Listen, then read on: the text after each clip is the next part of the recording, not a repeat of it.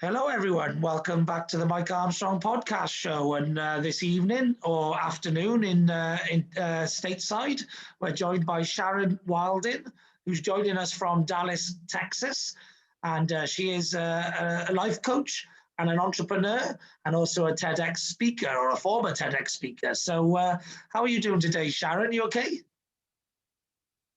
Doing fantastic. I'm very happy because I got my both my husband and I were able to get our first vaccine shot yesterday. So I had mine Thursday. My husband Frank got his on Friday, and I'm going to tell you right now, our moods like we've won the lottery, to be honest. And it sounds crazy because we're like, oh, we feel so much better now. We're one step more to being able to probably travel now because we've had the vaccine, and it went really well, no problems at all.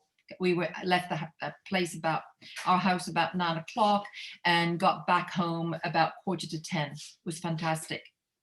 Definitely. And yes, you've got a couple of years on me, not many, but a couple. And I guess you're a little bit more in the at-risk category. I haven't actually been fearful of the virus because I've never been ill pretty much all my life, and that's because I'm energetic, I'm fit, positive, optimistic. I haven't got time for sickness. Like I don't allow it in my life, and so I've never been really living in fear of the vaccine.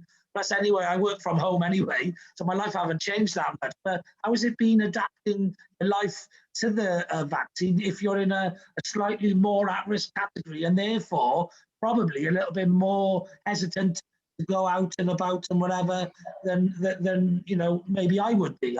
How's that adjustment been for you? Well, I think we have been in our apartment. We were in England I can remember it. We got back March the 19th, then you guys had your lockdown. And we have been in our apartment. There's just my husband and I, nobody else. All my family lives in the UK. They live in Staffordshire. And so when we came back, it was just the two of us. And that's been, I thought it would be pretty difficult, just the two of us. But in actuality, you get yourself into a routine. And also, I think it's given us the opportunity to really start looking at what's important in your life. So for us, we're saying that, each day, I get out of bed and I just go ahead and say, I love my life, because here's the thing, when you're 6 foot above ground, you absolutely love your life. And I think you just have to take the time to really find out different things. Like my husband's started to take up guitar, which he hadn't done before. So he practices every single day, and he's getting better at that. And I've just been really heavily involved in, being on webinars, self-education, and just having an open mind to learning about different things. So, and reading and all kinds of things. So I would say that's been the great side is I've looked at things differently, whereas before I didn't, because I used to go to work every single day. But here's the thing that I found is that I think the greatest loss in being at home is the fact that not seeing your friends, not being able to give your friends a hug or anything, which for me, I work with children every single day. So you got those hugs whether you want it or not, and so being at home has been a big thing, and I've loved it, but I can't explain, Mike, the fact that I went ahead and we've got this vaccine. We want to travel. So we want to go back to UK. I want to go ahead and see some countries I haven't seen before. And it's just one more step. But I just think I've had a very good mindset about what's going on. However, I'm not taking that for granted because I know my life is different to some people, and my heart does go for those people who've got maybe 4 or 5 kids or maybe 2 kids and have to stay at home with them. They do homeschooling. So I know some people are getting having a hard time with it. But for me right now, I'm getting a bit fed up. It's been, almost a year, but we're ready to kind of go forward. Yeah, brilliant, brilliant. And, I don't think it's going to take, it might take another half a year, hopefully, where maybe the restrictions aren't as tight, once they start to get through a bit of the population, but especially more the high risk population, because then, the low risk is not as, if it's only a threat of illness rather than a threat of death, then that is obviously a better thing to have to deal with, But, I'm an optimist anyway, and I actually knew, early on, I knew that we'd have something ready in about a year. It was obvious, and we actually beat a year. But if you have all the best minds in the world, and the biggest market in the world just grow in front of you, then all of a sudden there's enough incentive there to make it happen. And I'm a big fan of entrepreneurship and the entrepreneurial spirit, and I'm optimistic, and I understand market conditions and stuff. And it was just too big a thing for it not to happen. And actually, some of the viruses, they already had these things produced anyway in case of these pandemics and stuff. So there was already a nucleus of some different vaccines. They just needed to play around with them, if you like, and find the right formula.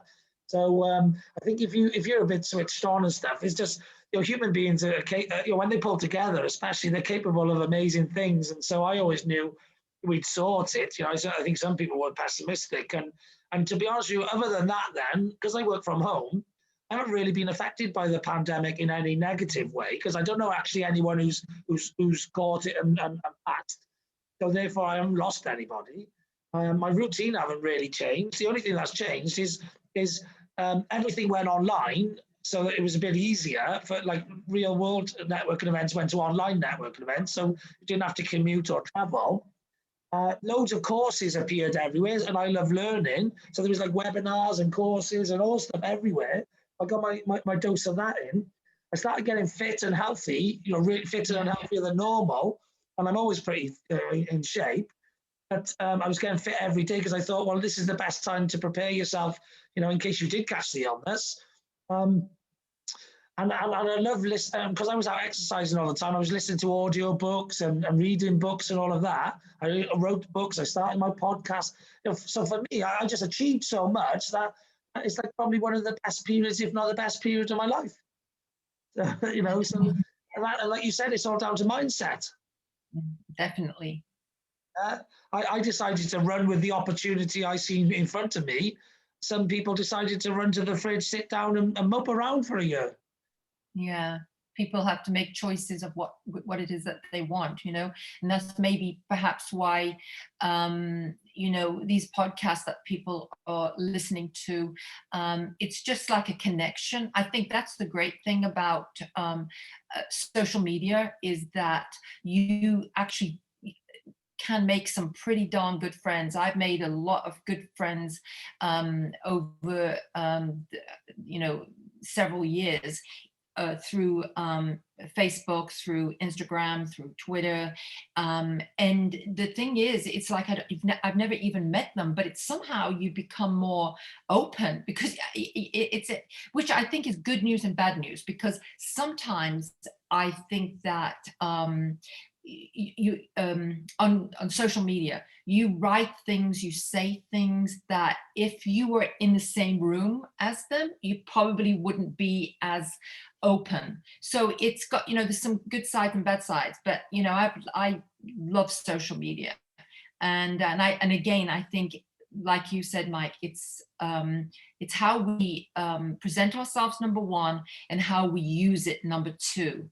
And again, if your message is all about uplifting, which is my message 90% of the time, I've chosen to go that way, then haven't had a bad experience with social media. Yeah, definitely. And like you say, I've connected with some amazing people from all around the world. I've never met them, but they're right on my list of amazing friendships. And you get to see people like every day on social media, a couple of times a day sometimes, and that way you don't get to see people like that in the real world anymore. So I think that's why relationships can form really deep, and also as well, like in the real world, for example, I go to real world networking events. There'll only be a small percentage of a room that might be like me, because we're all unique and we're all different, but we all get on well with people who share similar goals, values, industries, whatever. And you go to real world network events, and it's because you come from a local area, there'll be a small percentage of people that, you would really, really resonate with. But like online, all of the people in similar sort of niches and similar values and stuff, they're all in the same place. So it's like we met on Clubhouse, and we'll talk about that in a bit. But Clubhouse is like all the people who are speakers, coaches, trainers, top entrepreneurs. I call them probably the 10%ers, the 10% of the world who are all aiming to be the 1%ers. They're all on Clubhouse, so they're all like-minded people. They're all sharing the same values, the same goals. They're all willing to give, and they're willing to take, and they're willing to network. It's just like heaven. It's just like it's your tribe. The whole of Clubhouse is one big tribe, really. Absolutely, I agree with that. Yeah. So obviously we met on Clubhouse. Then, tell us a little bit about your experience so far. Oh gosh, I was like, I felt really great about being on Clubhouse, because I'm usually I'm not always the first one out the gate. I've always said that, I'm not the first one out the gate. I'm not the second one out the gate. I'm not the third one out the gate. And where everybody else is, the first one out the gate, I'm still standing when everybody else is kind of like, when they've gone around the field, they're kind of like, oh, that's it. So anyway, I got, I'd heard about it just in, just kind of like hearing about it, because I read a lot, and I thought, okay, but I saw one of my good friends who she was on it. I said, hey, have you heard of Clubhouse? She goes, yeah. And I said, I'd love an invite. She goes, well, I've got one. I will go ahead and give it you. And from that point forward, it was like, great, and I just started listening to what people were saying, and I saw the how the variety of different rooms. I mean, if you've got a passion, then you can go ahead and find somebody else who's got a passion, and you can start talking, and you can have a conversation. I mean, you can have a conversation like we're having. And I understand for some people,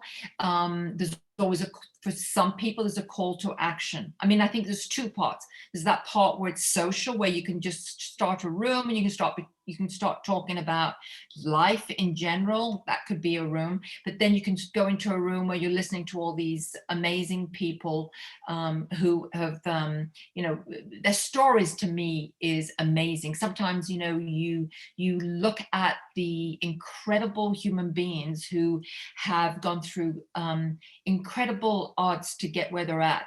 And then you go, my gosh, they are like multimillionaires, some of them. And I didn't even know half of this stuff, but they are willing to give back. And I think that's the biggest thing, is that when you're listening to these people on Clubhouse, who are extremely wealthy, extremely people who've really done well in their businesses and all, genres, they will go ahead and just, say, inbox me. And I have to tell you, like, you inboxed me Instagram on Instagram, and I don't do a lot of Instagram. I'm basically on Facebook, so I've got to really kind of look at Instagram a little bit more. But I've had a lot of people who, reached out to me and said, I'd like you to, come on my podcast, or I would like to, if you need help. So I think that it's probably, it's probably the first time where you get to go ahead and be in a room of incredible human beings who are willing to share their journey, how they've got to you. I mean, and they give you good advice, where if you want to go ahead and have a one-to-one with them, you'd probably be charged. They charge you probably, if you were coaching by them, they'd probably charge you. Some of them charge $40,000 a month, but they give so much value. And some of the people who are fortunate to raise their hand and they get, on stage, because that's what it's called, the stage. I mean, it's like they have started their life, and it would be nice to keep up with them, to see you started on Clubhouse on this day, you were, somebody reached out and said, I can help you. I mean, they had a Clubhouse the other day with regards to people who, like a Shark Tank. I mean, some of them were from Shark Tank, right? And they were like, some of these young people were getting up there, sharing what their idea is. And they were just like they were coaching them if you went in front of Shark Tank. Well, who can get that kind of exposure? It's incredible. So and so I got on there and I just started listening. And what I listen for in Clubhouse is I listen for the heart, because I feel like for me and for people that I connect to right now in my life, it's about being a conscious human being, also being a conscious business person or a conscious entrepreneur. And I think, and having a heartfelt connection to somebody. And when I came up into the room that you were in, I was just amazed at, the people. And I was on there for a while, for about probably a couple of hours, but I was listening to people and I was hearing their heart. I couldn't see the heart, of course, but I could hear the heart. And I decided that, okay, I'm not going to be put down by anybody. They're going to listen to me. And when they listened, they were able to, just give me the inspiration to go forward and try and, help another human being. That's the key. Because I think when you're on this journey, Mike, of entrepreneurship, you look at the masses. But one day I woke up and I went, if you look at the big, thought leaders and the people who've changed the world, like, Martin Luther King, Gandhi, Nelson Mandela. Nelson Mandela, one person, Mother Teresa. These are one person changed the world, and they're in the history books forever. And once I kind of realized that, I went, you know what? It's just one person. Like Tony Robbins said, that it's that ripple effect, right? So I went, that's what I'm looking at. It's just, if I can just speak to one person and maybe, they've had a crappy day and they just think that no one cares about them. Well, I just want to let them know there's one person here who lives in Dallas, Texas, who, has a big heart. They can, I'm willing to go and listen to what they have to say. And if they want feedback from me, I'll give them feedback. If they don't want feedback, that's okay. But I'm here to, to listen to you, and you can ask me questions, because that's the other thing I'm learning in my life, that people don't ask enough questions. I think that's probably why you're probably very good at what you do in podcasting, because of the, the questions that you've been asking today. Also, I've been in sales and marketing for 32 years. I've been an entrepreneur since I was 11. And in sales and marketing, in sales especially, I used to sell from the age of, 15 to 23 professionally, right? Before that, I was just a wheeler dealer kid making money, 11 to 15. But I was in a job 15 to 23 where I was taught how to sell. I was taught how to sell the old school way, create emotion and, if you like, manipulate people into buying certain things like that. But what I realized, because I'm intelligent and I'm caring, and I have a good value system, and what I learned is you don't need to manipulate people. What you got to do is help them. Yeah, and so I actually I learned how to stop selling and to start providing solutions, solve problems. And so I become a solution salesperson. And in order to sell solutions and provide solutions, you have to ask questions, because you have to dig deep into what the problems are. And so you've got to get very good at questioning people, and then listen to answers, understanding the answer, and questioning further to go further into the answer to get to the real crux of the problem. So that's why I gravitated to, I've been blogging for 15 years before I started my podcast. So, I've been talking for a living for 32 years. I've been blogging for 15 years, educating people. So like when I started my podcast, people think I'm a professional podcaster. In fact, I host some professional podcasting rooms. And I'm confident enough to do that because a lot of the answers aren't podcasting questions. They're sales and marketing questions or business questions or something else which enters the sphere of my other skills. But actually, I've done 830 episodes in just 9 months, which is most people's equivalent of 6 years. Actually, I'm at the same experience level as a 6-year podcaster, even though I only started a year ago. It's about understanding that. Plus, also, I got the 32 years experience. So really, I'm probably a lot more experienced than a 6-year podcaster. You know, and Yeah. it's that, you know. Have you seen the people that you've been working with? Have you seen their results as from working with you and listening to your podcasts? Have you had feedback from those people in terms of the value that you're giving them on your podcast? Yeah, you know, I get feedback. I've had feedback. I've had feedback like people have gone into entrepreneurship because of something they've heard me say, because of how positive it is or whatever. Like, you know, I've had, I work with Intrabiz, which is a global networking and events company. Okay, and I bring amazing people to our network, and they all can't. I get thanked like weekly at these events for all of the work I do because I'm constantly sharing other people's contents, putting connections in, and all of that. I get thanks all the time, constantly about, you know, how like this business relationship has happened because of this and that, because of that, and you know, and I bring some of my friends in who I've given consultancy. I've been working with Intrabiz for 8 years on a consultancy basis, and they've grown massive in that time, you know, and I work with a guy, Paul Nash, who does Things to Do in, and his business has revolutionized because of the advice I've given him, you know. That's amazing. That's to have, you know, to have had that impact, I think is amazing to have that.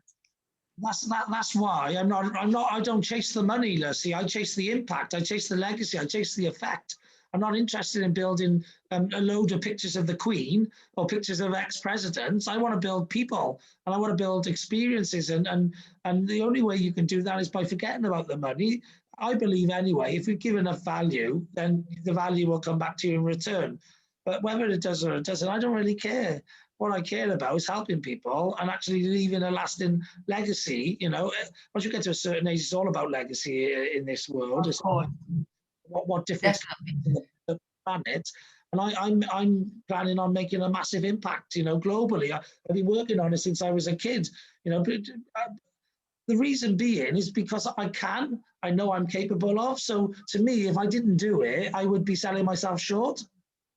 So, you know, so not everyone has such big lofty goals or ambitions, and that's fine, you know. But I have, because I know I can do it. So, you know, if I can do it, if I've been progressive all my life, and I'm always looking to improve and get better. I've started off life like that as a kid. I was winning. I was fastest boy in junior school, fastest boy in high school for a few years, winning league and cup doubles, you know, in the rugby and stuff. So I got used to winning and success. I was academic. I was good at sports. I was just a you know, a winner. And so when you start off life with a winner's mentality, you just take that through life. So like I've been one of 2 top sellers in a company of 250 staff for a period of 10 years. The one who ended up being the top seller for most of the time, and I was number 2, but sometimes number 1. But most of the time I was number 2 after a couple of years because I was running the sales team then. So I was number 2 as a salesperson whilst being a manager, a team leader, then a manager, and a business development manager, and a business development director, then a premier account director. I got promoted 9 times in 6 years, working my way up the management tree. But I also never stopped selling, and was also maintained the second spot or the first spot some months, but mostly second spot because I was managing and selling. But, you know, but in addition to that as well, I also managed the reseller and affiliate channel. So when I was at a fast growth tech startup business, and I was doing what should have been 3 full-time jobs, and I was juggling them all and doing them all well. Well, it sounds like you've had a really busy and successful career, which is that's what a lot of people want. And you know, a busy, a successful career, but also a happy life to go along with it. Yeah, well, you only got one life, so you got to do whatever makes you happy. But so that's the reason why. So the reason why I know I can do it is because I met Grant Cardone in 2017 at a chance meeting that I wasn't even supposed to be in. I hadn't even heard of the fella, right? And Grant Cardone is like the biggest guy on Clubhouse. You know, he's the one when he walks into a room, everything stops. Like, you know, and they're all asking questions. Now, Grant Cardone didn't start sales till 25. Yeah, I was running a key accounts team at 25, right? He didn't start sales. He started off in car sales, right? And I started off in double glazing sales, 15. I was just before my 16th birthday. So 15 to 21, I did double glazing sales. He did car sales at 25, right? Yeah. And then he mostly did car sales and then did car sales training. I went into corporate solution sales, selling IT solutions to 10 million plus turnover businesses all around the world, right? So basically, if you have a look at my life, I'm very similar to Grant Cardone. I got the same skill sets and everything like that, right? And if you have a look at my life, I actually beat him in the learning curve in most stages of it, yeah? I just look at it as like, if he can do it, I can do it. There's no reason why. And actually, human beings are capable of anything they set their mind on it. Yeah. So this podcast is called "You Can Do It," and that's because it can be done. Whatever it may be, it can be done, and you just focus on it, strategize for it, put the plans in place to do it, and then take the massive, consistent action to achieve it. Yeah. So whatever can be done can be done. So the reason why I know I'm going to be a global speaker is because I know I'm capable of doing it, so I will not stop until I do. And most people overestimate what they can do in a short period of time, and they underestimate what's capable in a long period of time. And if you're actually willing to put the time in and be patient, then if you're doing the right things, eventually that will have a knock-on effect. You'll hit a tipping point. And that's what I do. I wake up every day and I do the right things. Day in, day out, day in, day out, day in, day out, day in, day out, day in, day out. And I don't stop because the mission's big enough, the energy is high enough, and the actions are consistent enough. Yeah, so you're actually doing it. You're not just talking about it. You're doing taking the action to go ahead to make things happen. So a lot of people are always talking about, I'm going to do this, I'm going to do that. And I think that's the difference between people that I've observed who've been very successful, is that they go ahead and start doing, and as a result from their doing, they start becoming the best person they can be, and also whatever it is that they want to create, if it's a business or if it's even in their job, they just do the same thing. And from my observation of a lot of successful people, they have a routine every morning before they even start work. They get out of bed, they go ahead and do some meditation, or they read books to help their mindset. So there is something that I've observed, that successful people are really in a they do take the time to plan their day, and they are they know how to collapse time, because everybody has 24 hours in a day, but some people use it wisely and other people don't, and it's up to them. But I think sometimes when people say, well, why is that person successful? Well, because like you're prepared to do the work. Yeah. And also prepared to do the learning, yeah? Because you've got to learn the information first. I'm a lifelong learner, which is why I've always progressed at higher levels than my peer group. I'm always working in the group 10 years above me. That's my peer group, yeah? A lot of my friends are in their 50s. I'm 43, yeah? I punch above my weight because I'm a lifelong learner. So, and I'm intelligent as well. So it's just about accelerated learning. Plus, I also got high energy, which means I apply the learning quicker and at a faster pace. So all of these things give you efficiency in life. They cut corners. They get you ahead of the game. And that's why I teach people a lot of the stuff that I teach them now, because I've learned it all, because I'm a lifelong learner. A lot of people try teaching other people because they've read the information off someone else. read it in a book and they think they know it. Actually, you only really ever know the knowledge works once you've applied it consistently for a long period of time. And that's why,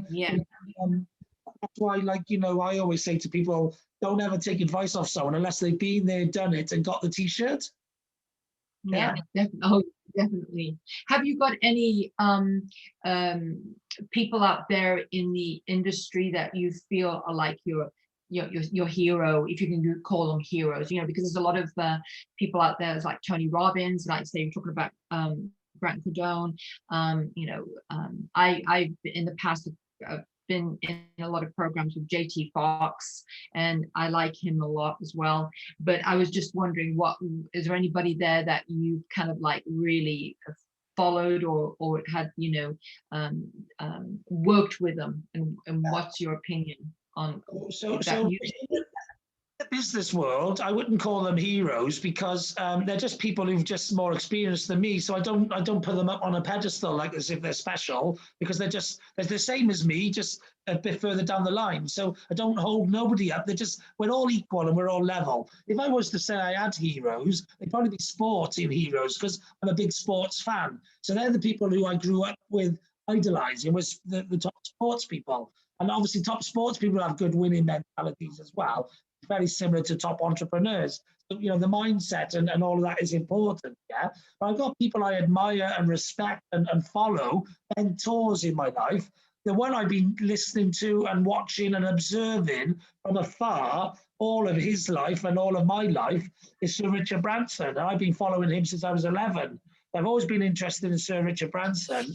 And obviously since meeting Grant Cardone, I watch and observe and learn from him. In the marketing space as well, I also admire and respect Gary Vee, because he's making things happen. He's doing the same as me, but he's just a bit ahead of the curve. I've been doing it a long time as well, as has he, but he just hit the mass market a bit before me. I'm going to hit the mass market soon. I'm teetering on the edge, and Clubhouse is going to push me over. But Gary Vee did it a bit earlier than me, and I'm not sure, he's a similar sort of age, I think. But America is a much bigger market than the UK. So I'm having to sort of catch up a little bit because of just the size of the markets and all of that sort of thing. And actually Clubhouse has now allowed me to reach across the Atlantic, because nearly all my guests over the last year have been American or Canadian, or a big chunk of them have, like, you know, so my tentacles have crossed the pond, if you like, you know. But I also admire... Sorry, I'll just finish why do you think... I'll finish the question first. Right? So, the other people I admire, one who I've listened to a lot of his work is Brian Tracy. The psychology of sales, the psychology of success, psychology of millionaires, and Eat That Frog. Yeah. And also I listen to Grant Cardone's like 10X thinking and 10X rules, which is all about big thinking. Also the magic of thinking big. I like Think and Grow Rich and Rich Dad, Poor Dad. And there's some of the entrepreneurial Bibles that you need to understand how the world works and how you can use it to your advantage as an entrepreneur. Yeah, I went and did a 4-day workshop and met Robert, you know, I can never pronounce his name, Robert Kiyosaki, right?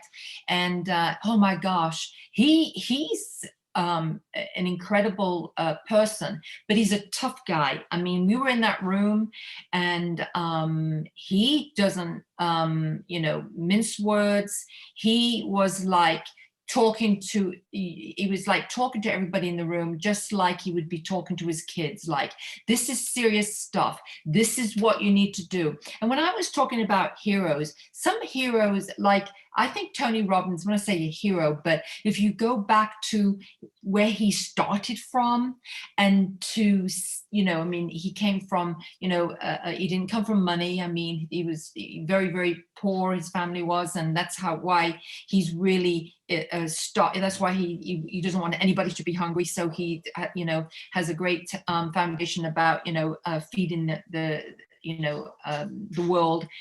And you listen to him and where he started to where he is and the impact that he's had.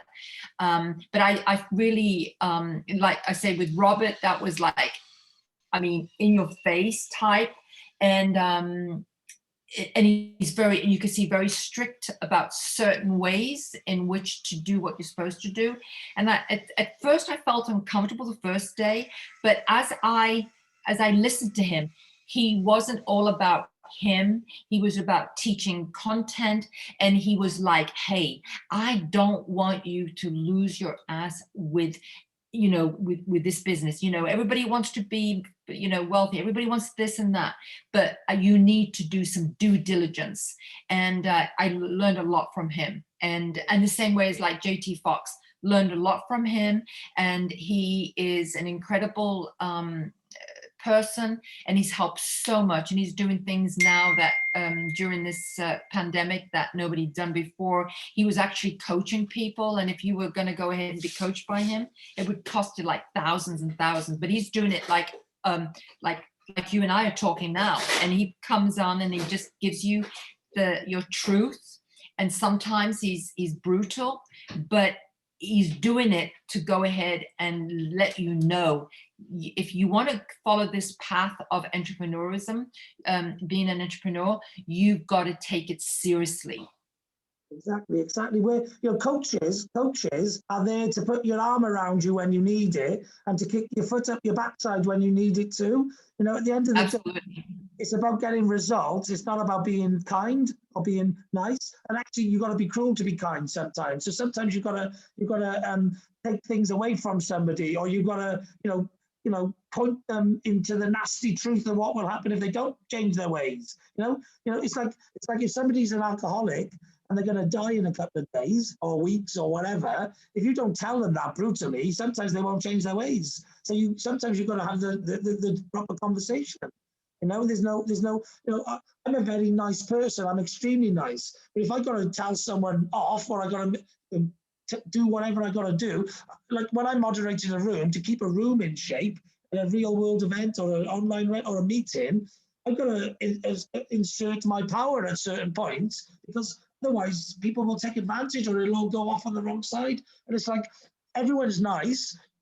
Even in business, people can be nice, but when you're doing business, sometimes you can't be too nice, otherwise you can get walked over as well. So, you know, you've got to sometimes front up and show up and be a bit firmer, and it might go against your natural ability, but it's something that needs to be done in business. Like, you know, you have to, you know, make, like firing someone, I hate it. It's the worst thing in the world. I've been a sales manager, a sales team leader, sales director, all that sort of stuff. I hate it. I'd rather, you know, do anything else other than fire someone. But if you want to keep your business, you've got to fire people, unfortunately, because not everyone's suitable for sales, you know? So yeah. There are certain principles, you can't get around them. You can't be nice to every situation and every, you know, it's just the way it is. It's like if you're in a trademark dispute or something, you've got to be nasty. You can't just say, you know, if somebody's done what, you know, if they ignore your letter, you start off kind and that, but if they're just blatantly ignoring you and that, well, you know, sometimes you've got to get a bit firm and a bit of nasty and threatening tactics of bully boy or whatever it may be. It's business, and it has to be done, you know, for the long. If you're looking to grow your business, and therefore you're going to bring loads of people through, and you're going to make them wealthier, and all of their people, family, all those people are reliant on you to get rid of that problem. So sometimes the bigger picture means that you have to do what you have to do in the smaller picture sometimes, like, you know. Absolutely. And you've got to teach people to, I think people need to lead themselves. And instead of some, you know, and that's with a lot of, you know, leaders now, it's to be a good leader, you know, your job is to help your team lead themselves. When they start leading themselves, and I think it should start off with children, you know, families as well. Yeah, so many leaders think it's all about them. They get into a top position and then they try and make everything about them. But the best leaders know and make sure that their staff know and the people below them know that actually the most important people in the business are them, the people below. There's no, and actually I don't even like levels. So in my clubhouse room, I make everyone a moderator, because it's not all about me. It's all about everybody else at the end of the day, you know, and a good leader, you know, if they bring other people through, then they will grow themselves to whatever they want to go to. So it's not about being great to drive yourself through. It's about being great to others so that they can grow through, and then you'll grow through, because you're a good leader. So the way I look at it is, if you can serve people and you can help people, whether they be a part of a tribe, or whether they be clients, whether they be people in your team, whatever, if you can serve them and you can help them, then you're doing your job as a leader, and whatever comes from that comes from that. If it's something great, if it's nothing great, doesn't matter. But so many people get in, they use their own ego, they get egotistical, they think it's all about them, and so they miss the point of it, really. Like, you know what I mean? So that's my thought process on leadership. Like, I think like I'm somebody, I'm a massive Welsh rugby fan. I'm a big Liverpool football fan. So some of the top people, my sporting heroes were the captains. They were the star players, the people who turned up and showed up and made sure that the success that happened at the time happened because of the hard work and consistency and skill levels and stuff. They were the winners, they were the champions, they didn't give up, and then the people that I admire, so I got loads of sporting heroes, and I got loads of business of people I admire. I don't like to call them heroes, because you're in the same field as them, you know what I mean? So you can't put people on a pedestal. You've got to respect everyone's. I don't particularly like. I'm a massive Sir Richard Branson fan, but I'm not a very big Alan Sugar fan, because he goes about business a different way than I would, right? And actually, I find him quite miserable as well. I like Richard Branson's zest for life, and all action stuff and all of that type of stuff. Yeah, I admire him greatly, Lord Sugar. Anyone who can build what he's built, you've got to admire him. It's not my cup of tea. I wouldn't want to do it his way, but he found a way and it worked and it was fantastic, But so you've got to admire people, but I don't put people up in a pedestal and think, oh, they're a hero. And I think that can be dangerous to do, because then you think, well, if they're a hero, then you're superior. Is it not superior? You're beneath. Inferior. Yeah, you're inferior or beneath them, and that could be a dangerous thing, psychologically wise, to do, because you're right. Nobody's beneath anybody. We're all born the same, and we all die the same. Can't take nothing with us. Nobody's special. All of us got different skill sets, and we all learn at different paces and whatever. We're all capable of achieving. Some people choose not to, and other people choose to. And so just because somebody's got a few zeros on their bank account, it don't make them special. There are plenty of people with no zeros on their bank account that are special, and there's plenty of people with zeros on their bank account that are not very nice. Right. I agree on that. Yeah, absolutely. What a good friend of mine says, Anil Gupta says, is somebody's wealth is what is in them or what's left to them after they lose everything else. That's what somebody's wealth is. Yeah, and I'm a big believer in that. Ultimately, it's your knowledge, it's your values, it's the way you treat people. It's your circle. All of those things. You could have £1 million in the bank and lose it all, but you wouldn't lose all of those things. The important things, they're not monetary things. And that's why loads of billionaires and millionaires make loads of money, then lose it and then make it again, because they still got the things that were important in making it in the first time, Yeah, definitely. You see a lot.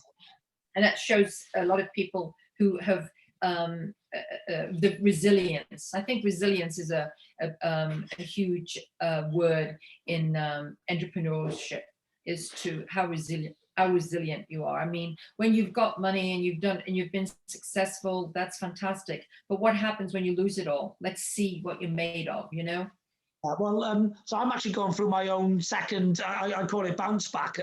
So I made a lot of money and had a really good career. And then I got actually chewed up and spat out in the global credit crunch. So actually, I've been building again since then. So since 2012, actually, when I ended up having a divorce, a very expensive divorce and a messy one. And so I've been building back up since then. So I'm on my second attempt, after making a really big success the first time round. And so I've got that resilience in me. And that's what I'm trying to help and educate with all of my products and my knowledge and my information and my content and whatever else, is to help other people build that level of resilience up, not to give up the first time they hit an obstacle or a glass ceiling or anything in life, but to actually find a way of getting around it or over it, like, you know. So like what you said, resilience. Resilience is like is up there with one of the biggest strengths that you can have as an entrepreneur, as a person. Yeah. Some of my favorite quotes. One of them is, life's not about how hard you can hit, but it's about how hard you can get hit and keep moving forward. Yeah. And that's actually from a Rocky film. But that sums up life at the end of the day. Doesn't necessarily. Yeah. I like that. That's a good one. I have to remember that one. Is that when he's got? Is that when he's talking to the you know, the trainer? I can't, you know, but I can't. I remember I've watched his movies, but yeah, that's true. It's how, you know, it's not how hard you fall, it's how, you know, how you get up after you've fallen, I guess. I think. Yeah. So and another one of my favorite sayings is, it doesn't matter how many times you get knocked down, as long as you get up at least one more time. Yeah. Yeah, that's, yeah.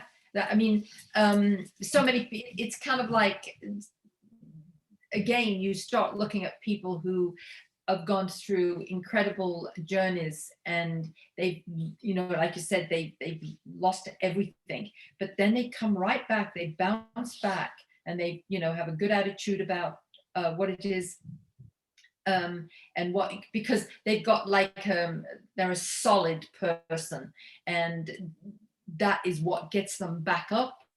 And to get, you know, it's like, you know, you fall off a horse, then you've got to go right back on it so you can start riding again. So you know, I think people, that's why I think some people will get off the horse and then they go, right, the horse is dangerous, I'm never getting back on it again. Those people are the people who don't achieve anything in their lives because they got a soft underbelly. Yeah, the one who gets back on the horse as soon as, you know, he might still have his arm in plaster, but his legs are okay, and he's back on the horse. He's got resilience. He's going to be fine. You know, he's going to keep building and building and getting better and better because he just didn't give up the first time he fell off.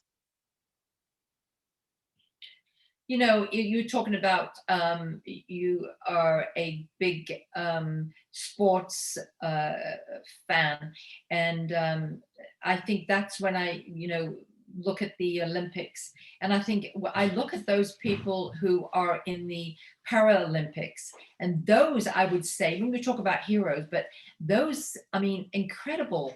That's when I look at people who have got, you know, no legs, and they do marathons, or they've got no yeah, they've got no like arms, and you know, and you see them and you go, oh my gosh, and yet they go forward to want to make somebody else's life better than they had.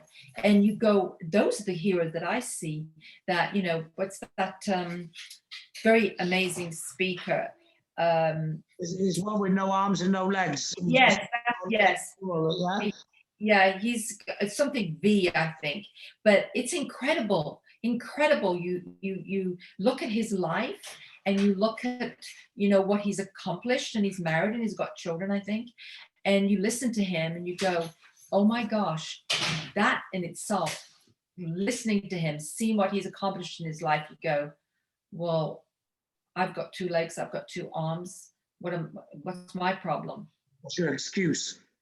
Yeah, that's right. What's my excuse? You know, and what I've figured out as well in life as well, Mike, I figured out that everybody has to make a choice where they want to be in their life. Some people aren't even interested in being an entrepreneur, and I think that's the biggest success. If you can, at the end of the day, no matter what you're doing, you can put your head on your pillow and say, I feel good today. I've had a happy day today.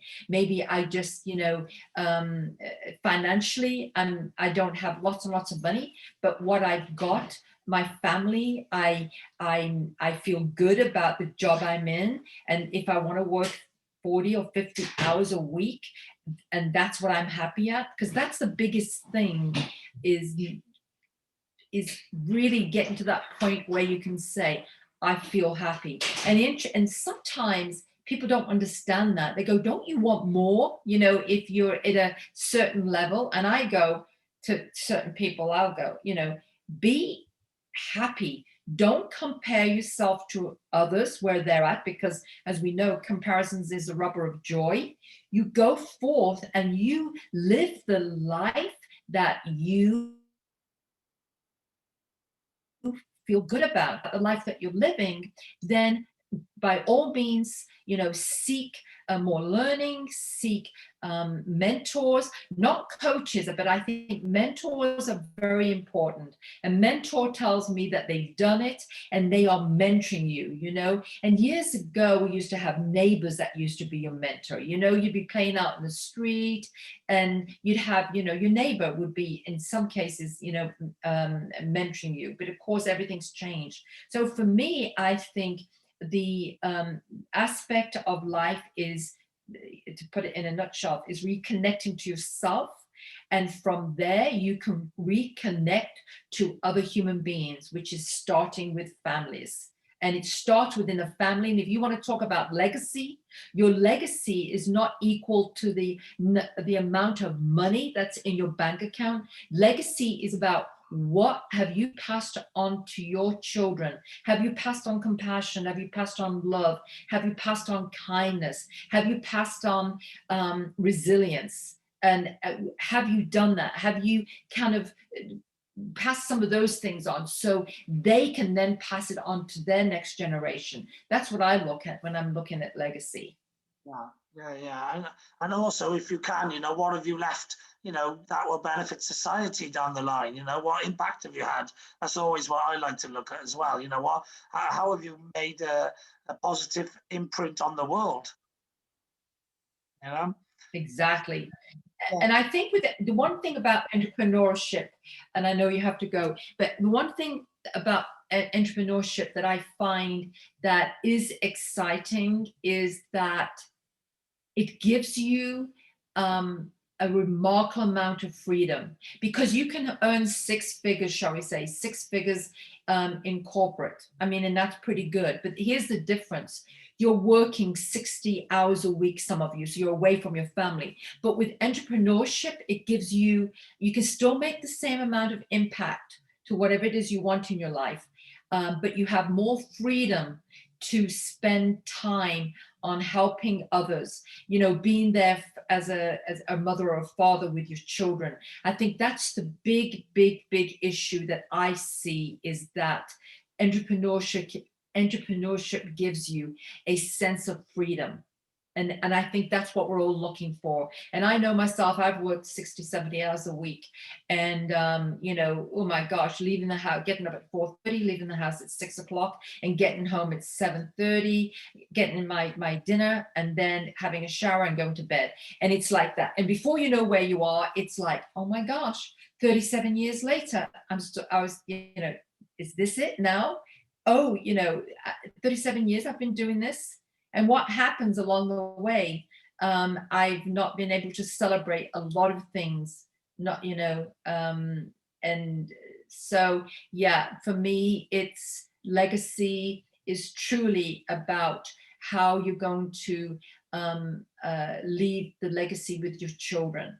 And you know, you don't have to be, when I say with your children, because some people don't have children, but in the world, make the world a better place. I mean, and if you're passionate about certain things, then I think, you know, you'll find that passion deep within you. Some people are passionate about the economy. Some people are passionate about the environment. Some people are passionate about, you know, children. Some people are passionate about, you know, animals.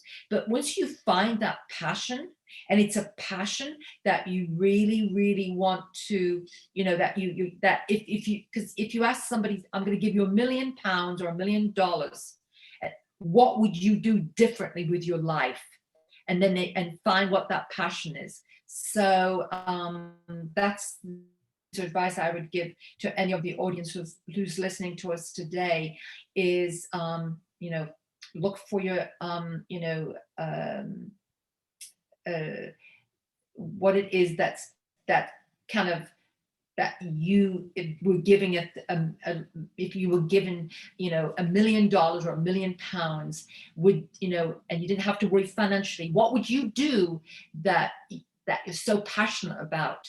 And then if you start off with that, start off there, then you can go forward and it'd be amazing. Because everybody started off with, like you're saying, you look back and, when you were a child and you excelled in everything. And so you were, fortunate. So I'm sure you're passionate about learning. You're passionate about continual learning for yourself. But it sounds like also you're passionate about giving of yourself to other people. Like you were kind enough to say, hey, Sharyn, I know you've never done a podcast before, and I heard you, and I'm giving you the opportunity. So you're giving me the first opportunity to be present on a podcast I've never done before. And I want to say thank you for that, because I'm as nervous as anything. So I'm just like, wondering how I'm going to sound on the other end. But at the end of the day, I'm just proud of myself that you've given me that I'm practicing courage every day, I would say, to do something that I'm uncomfortable with. And I just want to say to you, Mike Armstrong, thank you so much for giving me the opportunity to be on your podcast. And I hope that, when I get my podcast going, that I can be as kind and generous to another person who comes onto my show as well. No problem at all. And I'd also be happy to come on your show whenever you need to, and also give you advice and stuff along the way. So just, reach out to me whenever, and I literally mean whenever, and tag me in on any of your marketing, and I'll share that for you as well. And thank you very much for coming on the podcast. And thank you for, allowing me to, you're very, thanks for allowing me to guide you through you're very, yeah. Thank you so much. And I've got to get used to this, because I know you're saying the sound and everything. But I feel like very comfortable with you. You feel very much at ease. And I think that's the thing, what you said. I've been listening to what you've been saying about in business. It's about strategy, because I've got lots to say, I think, because probably my my life experiences. That's one of the good things when you get older. You can go ahead and say, because I'm almost like a veteran. I feel like it's what kind of gets stuck in being successful in entrepreneurship is on learning the strategies. And that's where, like you said, you think about marketing. And I know that from you going out there and giving people like me the opportunity, then you're going to get the opportunity given to you to be a world-class podcaster. And I'll be very happy to listen to you. And if you want to listen to this, is it on how do you listen to your podcast? Because I'd like to start, following you. I'll send you a link, but you can listen in all good podcast stores, so like Apple, iTunes, Google, Spotify, Buzz, something or other. There's quite a few, but it goes to a lot. But it's on Anchor as well. So if you go to anchor.fm/Mike-Armstrong9, you can, that's the link as well. But I'll send it to you anyway. I also put it on my YouTube channel, so you can subscribe to that. You just got to type in Mike Armstrong YouTube channel, and you can follow on there. Okay, great. And you also... Yeah, go on. The sound just interrupted a little bit then, but yeah. What was because you can look also when you've got, you're busy, but when you've got 5 minutes, check my TED Talk out. Yeah. And it's Sharyn Wilding. And it's the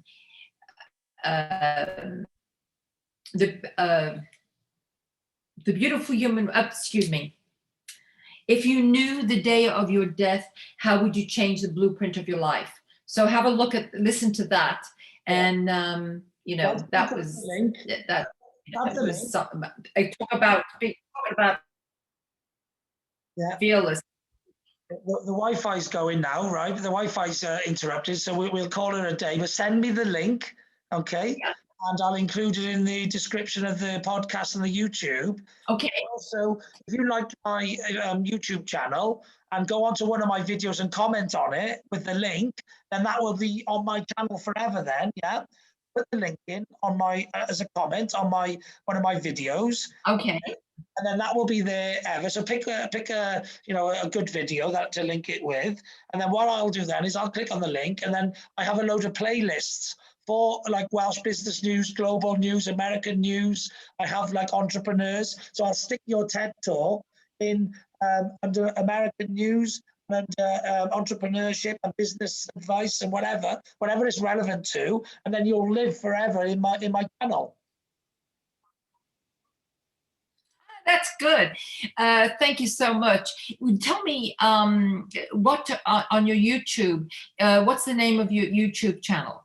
It's just called the Mike Armstrong YouTube channel. Oh, okay. Okay. Again, forgive me for these questions may be very elementary, but I'm learning again, getting out of my comfort zone, learning all these things, technology, because I haven't got a clue. However, like you said, I'm going to reach out to you for some advice whenever. And also, I'm just going to go ahead and do it. I like that. Just do it, not just talk about, oh, I can't do this. I'm just going to go forward. Okay. Yeah, all right, Mike, then. You done your first podcast episode today, and you just did it, didn't you? You just did it. It didn't hurt you, It's happened, and it's completed now. And that's what happens. If you just do it, it just gets done.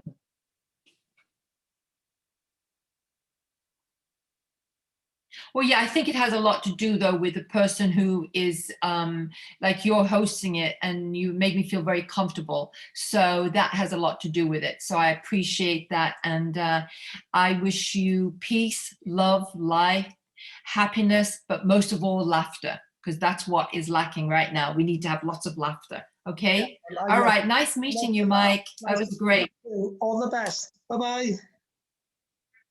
Yeah.